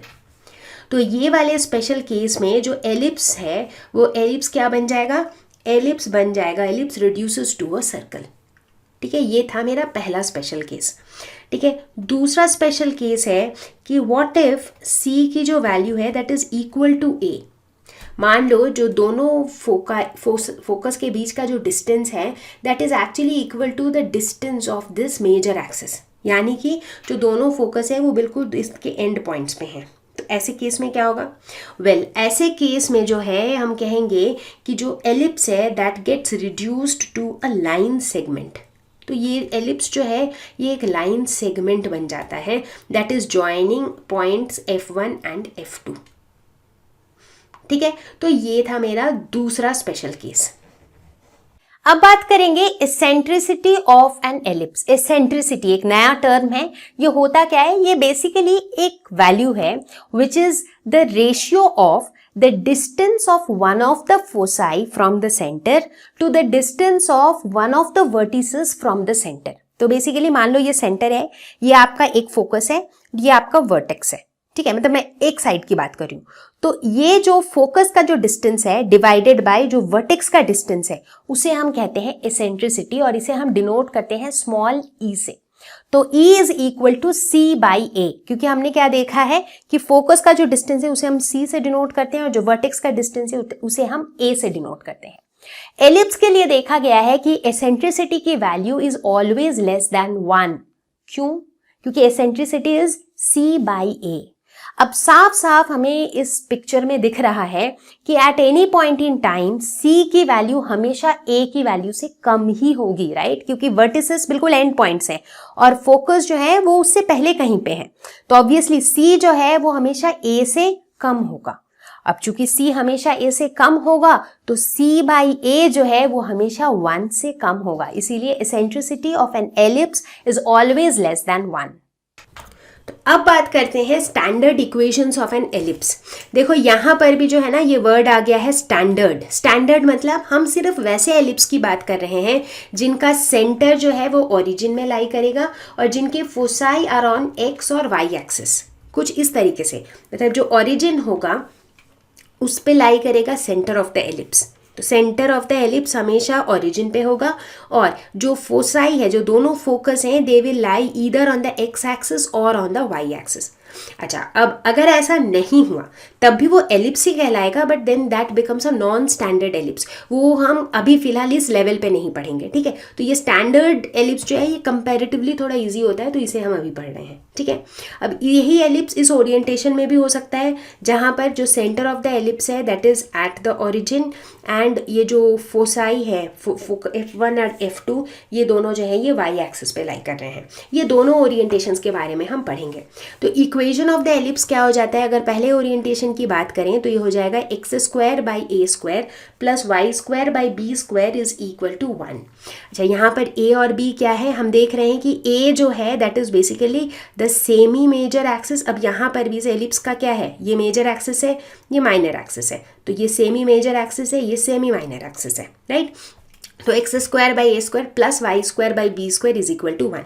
ये है स्टैंडर्ड इक्वेशन ऑफ एलिप्स। अब जैसे इसका ओरिएंटेशन चेंज हो गया तो बेसिकली हुआ क्या, बेसिकली जो है ना x और y जो है एक तरह से आप कह सकते हो, you can visualize it this way कि x और y इंटरचेंज हो गए, या फिर आप कह सकते हो कि पहले जो x के ऊपर जो इंटरसेप्ट था वो a था, वो अब b हो गया है। तो बेसिकली आप देखो सब कुछ सेम है, खाली a और b जो है वो इंटरचेंज हो गया है, ठीक है। या फिर आप कह सकते हो कि सब कुछ सेम है, सिर्फ x और y इंटरचेंज हो गए हैं। So either ways it is correct. So इस तरह से हम लिखते हैं एलिप्स के इक्वेशंस। अब बात करते हैं कि कुल मिला के what are the points to be observed in ellipse, कौन सी चीज़ों पे ध्यान देना है एक एलिप्स में। तो ellipse is symmetric with respect to both the coordinate axis. कैसे, मान लेते हैं कि ये एक एलिप्स है, ठीक है। अगर हम किसी भी एक जनरल पॉइंट की बात करें, let us suppose we talk about any point से P x, y, ठीक है, जो पॉइंट एलिप्स के ऊपर लाई करता है, तो हम ये देखते हैं कि इस पॉइंट के सिमेट्रिक ये जो सारे बाकी पॉइंट्स हैं, जैसे कि ये तो x, y है, अगर हम बात करें -x, y की, जो कि लेट्स से यहाँ कहीं लाई करेगा, ठीक है, लेट्स से -x, y, या फिर अगर हम बात करते हैं -x, -y की, या फिर अगर हम बात करते हैं लेट्स से x, -y की, तो ये जो सारे ही पॉइंट्स हैं they are all points on the ellipse, ठीक है। इसका क्या मतलब है कि जो एलिप्स है it is symmetric with respect to the coordinate axis, ठीक है, क्लियर है सबको। तो इसका मतलब है कोई भी एक पॉइंट जो एलिप्स में लाई करता है उसके कॉरेस्पॉन्डिंग बाकी क्वाड्रेंट में भी रेस्पेक्टिव पॉइंट्स एलिप्स पे लाई करेंगे, ठीक है। तो दूसरी बात जो हमें ध्यान देना है वो है the foci always lie on the major axis. Now ये बहुत ज़रूरी है क्योंकि कभी कभी क्या है एलिप्स का ओरिएंटेशन चेंज हो जाता है। जैसे इस केस में मेजर एक्सिस कौन सा है, ये वाला है मेजर एक्सिस, ठीक है। सो जो F1 और F2 जो होगा वो इस मेजर एक्सिस पे ही लाई करता है, ये कभी भी माइनर एक्सिस पे लाई नहीं करता है, ठीक है। तो अगर मेरा जो एलिप्स का जो ओरिएंटेशन है अगर ये चेंज भी हो जाता है, लेट अस सपोज अगर मेरा एलिप्स इस ओरिएंटेशन में है तो मेरा मेजर एक्सिस कौन सा है, अब मेरा मेजर एक्सिस ये वाला है, तो जो मेरा फोसाई होगा F1 और F2 जो है वो इस एक्सिस पे लाई करेगा, ठीक है। चलो और आगे बढ़ते हैं। तीसरी चीज जो हमें नोट करना है वो है the major axis can be determined by finding the intercepts on the axis of symmetry. इसका क्या मतलब हुआ, अच्छा अब कई बार क्या होता है ना कि हमारे पास डायग्राम दिया हुआ नहीं होता है, जब हम क्वेश्चन सॉल्व करेंगे तो कई बार इक्वेशन दिया हुआ है। अब आपको फाइंड आउट करना है कि भाई मेजर एक्सिस कौन सा होगा, बेसिकली आपको फाइंड आउट करना है कि कैसा वाला ओरिएंटेशन होगा, है ना। तो यहाँ पर आपको ये ध्यान रखना है कि if the coefficient of x² has larger denominator, तो जो मेजर एक्सिस है that is along x axis. Example लेके समझते हैं। चलो सबसे पहले हम इस केस 1 की बात करते हैं, ठीक है। इस केस में अगर मान लो आपके पास ये डायग्राम दिया हुआ नहीं है, आपके पास सिर्फ ये इक्वेशन दिया हुआ है, तो आपको कैसे पता लगाओगे कि भाई मेजर एक्सिस कौन सा होगा। तो आप किस पे फोकस करोगे, आप x² के कोफिशिएंट पे फोकस करोगे। तो x² का कोफिशिएंट क्या है 1/a², और इस कोफिशिएंट का जो डिनोमिनेटर है वो क्या है a², ठीक है। अगर ये a² जो है कंपेयर टू b², अगर ये बड़ा है तो जो मेजर एक्सिस है that will lie along x axis, मतलब कि x² का जो कोफिशिएंट है उसका डिनोमिनेटर अगर बड़ा है compare to obviously y square के कोफिशिएंट के डिनोमिनेटर से, तो हम कहेंगे कि जो मेजर एक्सिस है that is along x axis. तो देखो यहाँ पर अब अगर डायग्राम देखो तो मेजर एक्सिस कौन सा है, मेजर एक्सिस एक्स एक्सिस के अलोंग है, ठीक है। अब बात करते हैं सेकंड सिनेरियो की। तो सेकंड सिनेरियो में हम क्या देखते हैं, x square by b square plus y square by a square is equal to 1। यहाँ पर जो एक्स स्क्वायर का कोफिशिएंट का जो डिनोमिनेटर है that is b square and b square is less than a square, है ना। तो इसका मतलब एक्स स्क्वायर का जो कोफिशिएंट का डिनोमिनेटर है वो छोटा है, तो इसीलिए इस केस में जो मेजर एक्सिस होगा वो वाई एक्सिस के अलोंग होगा। तो इसीलिए देखो यहाँ पर जो मेजर एक्सिस है वो किसके अलोंग है, ये वाई एक्सिस के अलोंग है ना। तो बेसिकली जो इक्वेशन एलिप्स का जो इक्वेशन होता है उसमें एक्स स्क्वायर और वाई स्क्वायर के कोफिशिएंट के डिनोमिनेटर्स में से जिसका डिनोमिनेटर अधिक होगा मेजर एक्सिस उसी के अलोंग होगा। तो पहले केस में देखा कि भाई एक्स स्क्वायर का कोफिशिएंट का डिनोमिनेटर अधिक था तो इसीलिए मेजर एक्सिस एक्स एक्सिस के अलोंग हुआ। दूसरे केस में जो है हमने क्या देखा कि जो कोफिशिएंट है वो वाई स्क्वायर के डिनोमिनेटर का अधिक है, तो इसीलिए इस केस में मेजर एक्सिस जो है वो वाई एक्सिस के अलोंग है, ठीक है। तो इसको समझ लो अच्छे से क्योंकि ये छोटा सा चीज़ है बट ये आपको क्वेश्चन सॉल्व करते टाइम काम आने वाला है। अब देखते हैं latus rectum of an ellipse. Latus rectum क्या होता है, मैंने बताया था 3 कंडीशन सेटिस्फाई होना चाहिए लेटस रेक्टम के लिए। It should pass through the focus. अब यहाँ पर तो 2 फोसाई है तो इन दोनों से पास होना चाहिए, ठीक है। मतलब 2 अलग अलग लाइन सेगमेंट्स होंगे ऑब्वियसली जो इन फोकस से पास होंगे। Perpendicular to the axis of the ellipse वो भी होना चाहिए। और तीसरा इनके end points should lie on the ellipse. तो इन 3 कंडीशन के हिसाब से these are our latus rectum. तो लेटस रेक्टम की लेंथ हम कैसे निकालते हैं, एलिप्स के लिए 2b स्क्वायर बाई a। तो बेसिकली हम देखेंगे कि अगर किसी भी एलिप्स में हमें a, b और c की वैल्यू पता है तो हम उसका इक्वेशन लिख सकते हैं, हम उसका लेटस रेक्टम निकाल सकते हैं, हम उसकी एसेंट्रिसिटी निकाल सकते हैं। तो बेसिकली ये जो 3 वैल्यूज है ना a, b और c, इनके हेल्प से we can actually sort out everything. तो अब देखते हैं question number 1। Find the equation for the ellipse that satisfies the given conditions.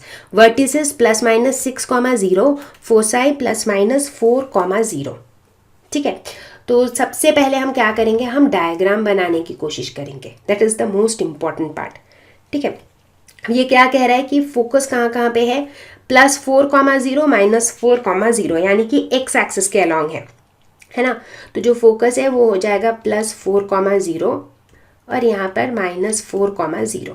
ठीक है, अब हमें क्या पता है कि फोकस जो होता है ये कहाँ पे लाई करता है, ये हमेशा लाई करता है मेजर एक्सिस पे। तो इसका मतलब है कि जो मेरा मेजर एक्सिस है that is along the x axis.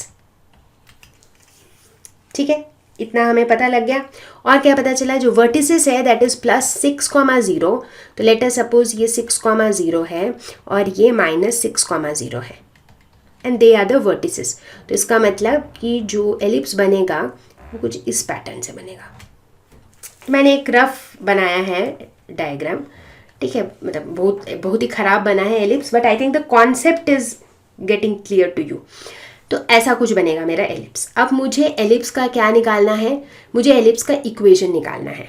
ठीक है, अब एलिप्स के इक्वेशन के लिए मुझे क्या चाहिए होता है, मुझे ए और बी की वैल्यू चाहिए। क्यों? क्योंकि इक्वेशन ऑफ एलिप्स क्या होता है, इक्वेशन ऑफ एलिप्स की अगर हम बात करें तो वो हो जाएगा x² by a² plus y² by b² is equal to 1। तो बेसिकली मुझे a और b की वैल्यू चाहिए। What is a, semi major axis, ये है a, and what is b, semi minor axis, यानी कि दिस इज b। ठीक है ना, तो चलो इनको निकालने की कोशिश करते हैं। अच्छा, a की वैल्यू निकालना तो काफ़ी आसान है क्योंकि जो 2a है यानी कि ये जो पूरा मेजर एक्सिस जो है, तो मेजर एक्सिस यानी कि 2a जो है दैट इज इक्वल टू इधर 6 है प्लस इधर 6 है, तो यानी कि ये कितना हो जाएगा, ये हो जाएगा 12। तो ये मेजर एक्सिस हो जाएगा। तो यहाँ से हम कह सकते हैं कि a की वैल्यू क्या हो जाएगी, 12/2 यानी कि 6। तो चलो a का तो वैल्यू हमें मिल गया है।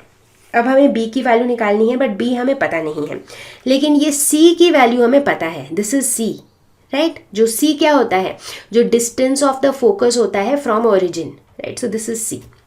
तो हमें c पता है कितना है c है 4, तो c की वैल्यू पता है और a की वैल्यू पता है, तो क्या हम b की वैल्यू निकाल सकते हैं? बिल्कुल, a b से में रिलेशन होता है, a square is equal to b square plus c square, तो यानी कि b is equal to root over a square minus c square, तो ये हो जाएगा root over 6 square 36 minus 4 square 16, तो ये हो जाएगा रूट ओवर 20। तो हमने निकाल लिया b। तो अब हमारे पास क्या है, हमें a पता है 6 है और b पता है रूट ओवर 20 है। Therefore equation of the ellipse क्या हो जाएगा, x square by a square मतलब 6 square that is 36 plus y square by b square हो जाएगा root over 20 square that is 20 is equal to 1। तो ये हो जाएगा इक्वेशन ऑफ द एलिप्स। Question number 2. Find the equation for the ellipse that satisfies the given condition. Length of minor axis is 16 and foci is 0, plus minus 6. अब देखो, जो focus के जो कोऑर्डिनेट्स हैं उसमें x कोऑर्डिनेट 0 है और y कोऑर्डिनेट नॉन जीरो है। इसका क्या मतलब है? इसका मतलब है जो फोसाई है वो कहाँ पे लाई कर रहा है, y एक्सिस पे। तो ये 0, 6 और इधर 0, -6। ठीक है। अब फोकस अगर y एक्सिस पे लाई कर रहा है, इसका मतलब जो मेरा मेजर एक्सिस होगा वो y एक्सिस पे होगा, है ना? बिल्कुल सही बात है। तो यानी कि मेरा जो एलिप्स बनेगा वो कुछ इस पैटर्न का बनेगा।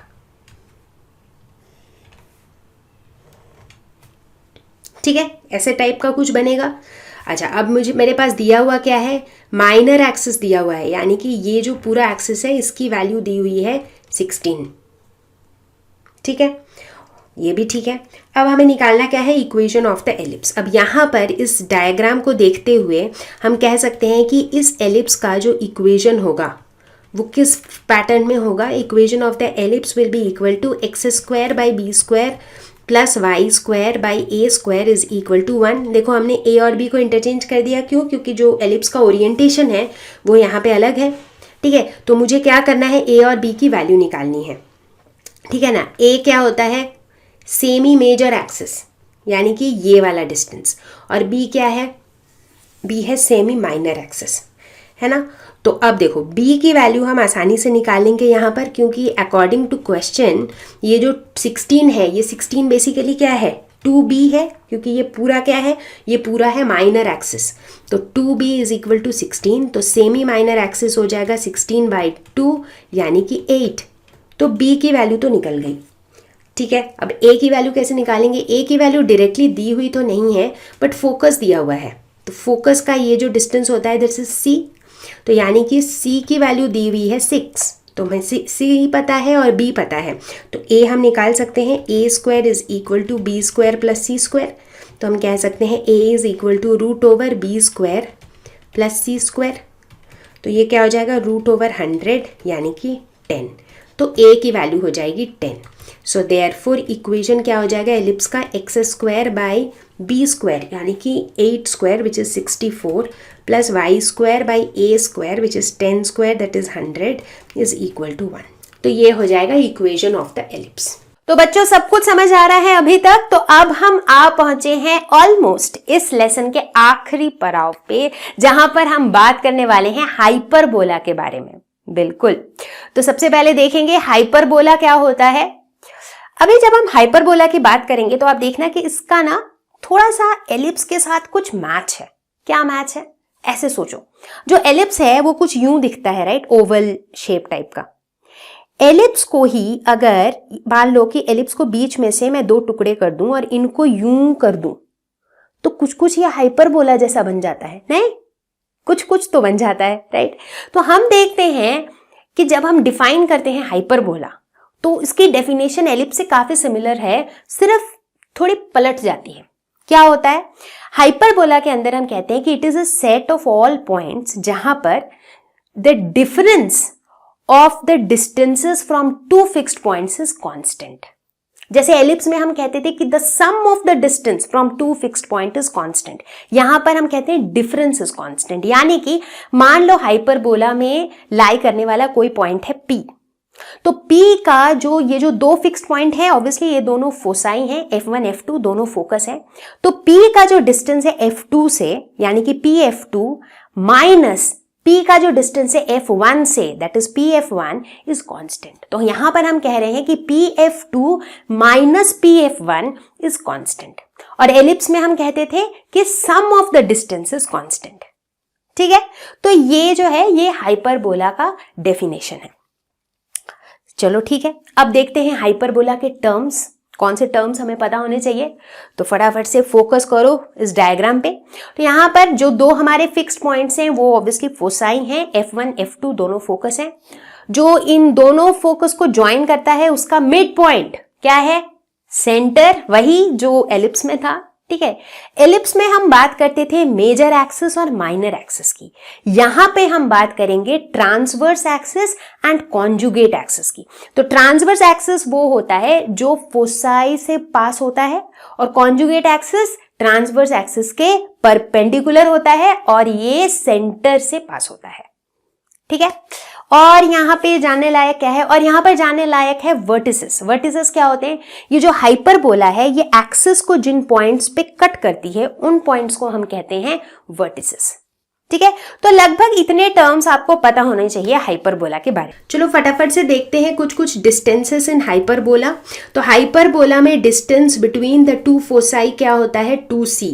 तो हम सेम कन्वेंशन यूज कर रहे हैं जो हमने एलिप्स में यूज किया था कि दोनों फोकस के बीच का जो डिस्टेंस है दैट इज 2c।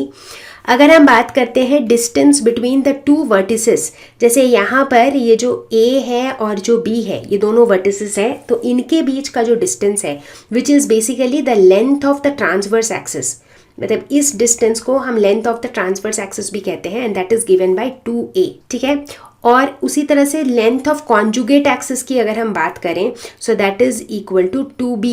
जैसे कि ये यहाँ से ये b है, उसी तरह यहाँ से ये भी b है, so this becomes 2b।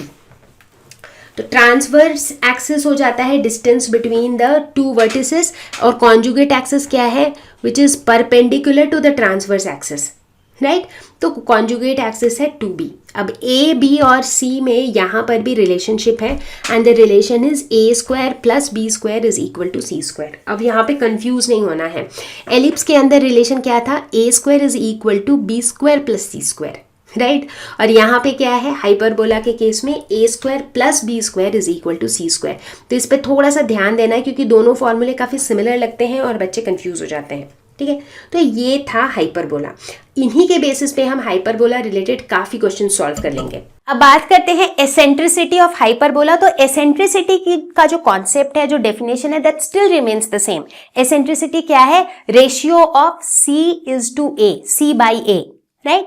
But यहां पर हम देखते हैं, जैसे एलिप्स में हमने देखा था कि c/a is always less than 1। यहां पर हाइपरबोला के केस में c/a is never less than 1। क्यों? क्योंकि देखो इस पिक्चर को देखो साफ साफ, यहां पर किसी भी पॉइंट इन टाइम पे जो c की वैल्यू है that is always greater then और इक्वल टू a, है ना। तो चूंकि c की वैल्यू हमेशा ज्यादा है तो ऑब्वियसली c/a जो है that can not be less than 1, correct. तो बात करते हैं हाइपरबोला के स्टैंडर्ड इक्वेशन की। फिर से हम स्टैंडर्ड की ही बात करेंगे। किसी भी हाइपरबोला को हम स्टैंडर्ड फॉर्म में तब कहते हैं जब centre of the hyperbola is at origin and foci are on the x axis और वाई एक्सिस। यानी कि उसी तरह से लॉजिक वही है जो एलिप्स के केस में हमने डिस्कस किया था। जैसे देखते हैं कि हाइपरबोला का जो सेंटर है वो कहाँ पर लाई कर रहा है, ओरिजिन पे। और दूसरी चीज़ है कि जो फोसाई है F1 और F2 जो फोकस है, ये जो दोनों ही है, ये रहा, ये मेरा फोकस 1 और ये मेरा फोकस 2। ठीक है, तो ये जो दोनों ही फोसाई हैं they lie either on the x axis और ऑन द वाई एक्सिस। ठीक है, अच्छा, तो इनके इक्वेशन कैसा होगा, तो इसका जो इक्वेशन होगा जो अभी हम देख रहे हैं स्क्रीन पर, इस हाइपरबोला का इक्वेशन होगा x² - y² - b² is equal to 1। तो स्टैंडर्ड इक्वेशन हाइपरबोला का जो है ये बिल्कुल एलिप्स के जैसा ही है, सिर्फ प्लस की जगह माइनस है, क्योंकि हाइपरबोला में हम डिफरेंस ऑफ द डिस्टेंसेस की बात करते हैं, राइट। तो यहाँ पर माइनस है साइन, सिर्फ इतना ही फर्क है।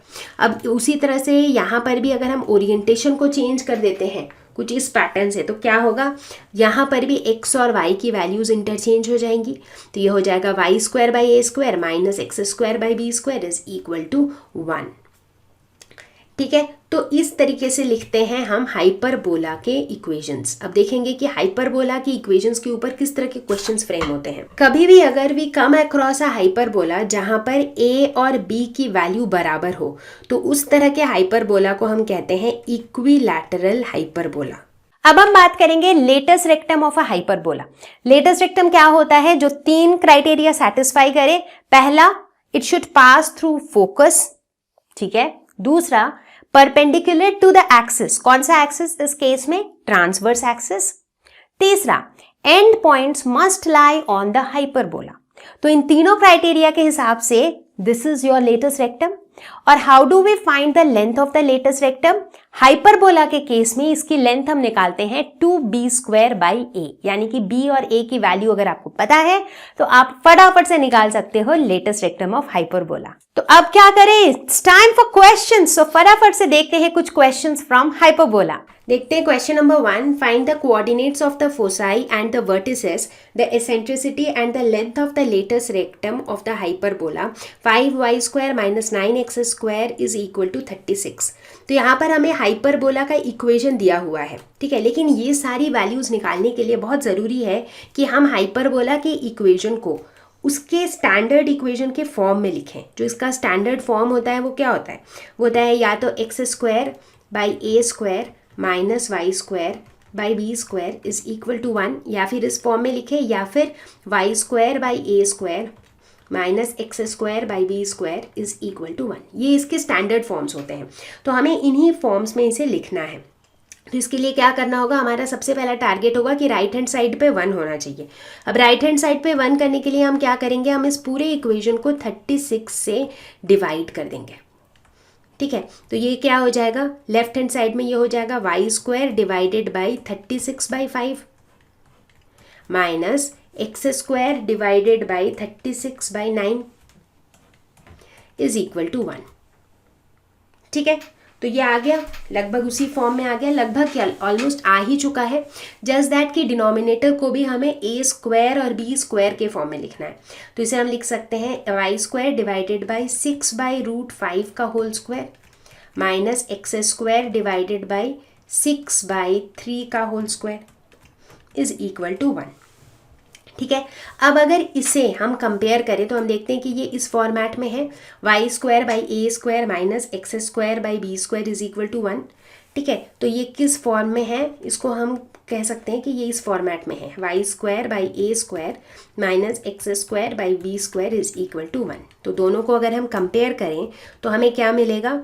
a² इज इक्वल टू 6/√5 का होल स्क्वायर, यानी कि a इज इक्वल टू 6/√5। उसी तरह से b is equal to 6/3 which is equal to 2। तो हमें a और b की वैल्यू मिल गई, ठीक है।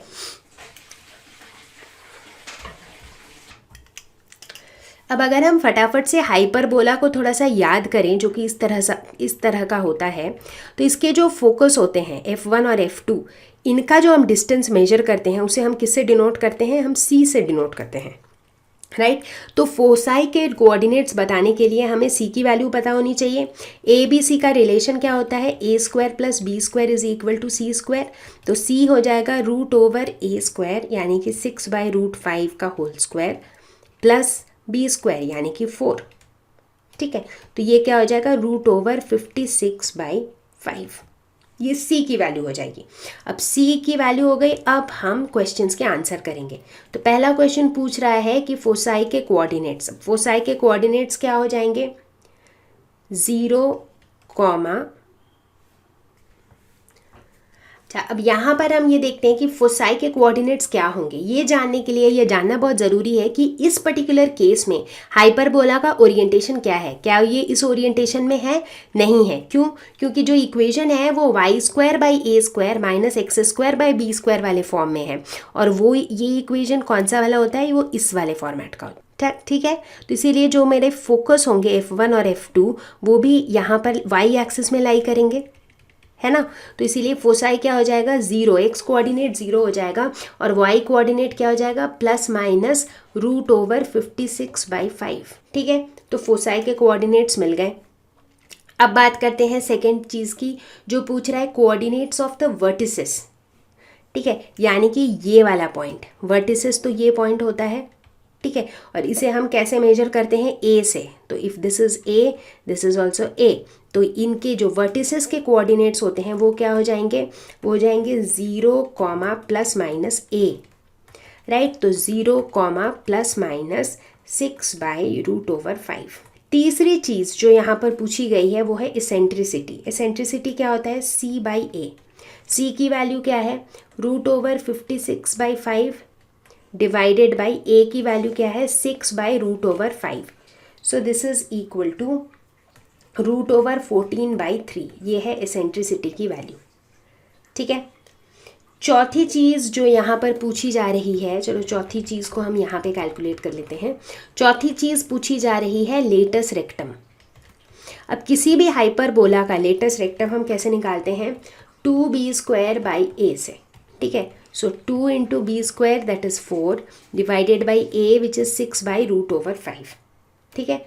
तो ये हो जाएगा 4√5/3, ये हो जाएगा लेटस रेक्टम का लेंथ। तो हमने क्या देखा कि जब कभी भी हाइपरबोला का इक्वेशन दिया हुआ है, सबसे पहले उसे उसके जनरल फॉर्मेट में लिखो। फॉर्मेट को देखते हुए हमें आइडिया लग जाएगा कि इसका अगर हम हाइपरबोला ड्रॉ करें तो इसकी ओरिएंटेशन क्या होगी। एक बार आपको ये ओरिएंटेशन पता लग गया, उसके बाद बाकी सारे क्वेश्चंस आप चुटकियों में सॉल्व कर लोगे, ठीक है ना। चलो फिर एक और लास्ट क्वेश्चन देखते हैं इस चैप्टर का।